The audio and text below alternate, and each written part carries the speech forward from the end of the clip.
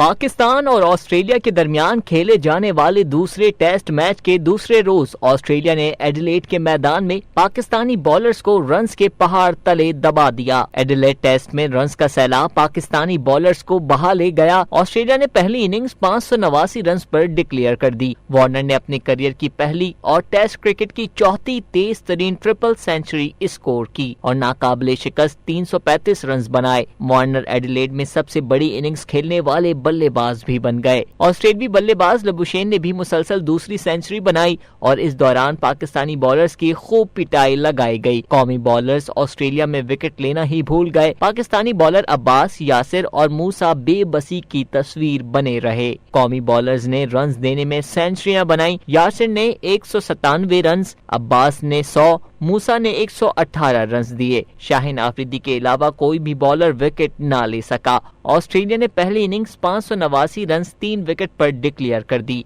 दूसरी तरफ पाकिस्तान ने पहली इनिंग्स का आगाज ही नुकसान से किया है।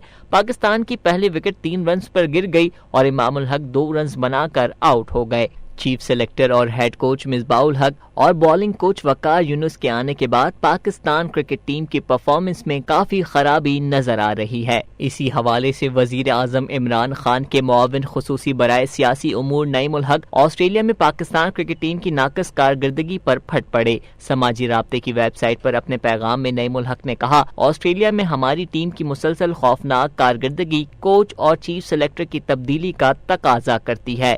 नईमुल हक ने मजीद लिखा कि टीम की कारकर्दगी बेहतर होने की जरा भी उम्मीद नजर नहीं आ रही। अंजार अहमद, DNN, कराची।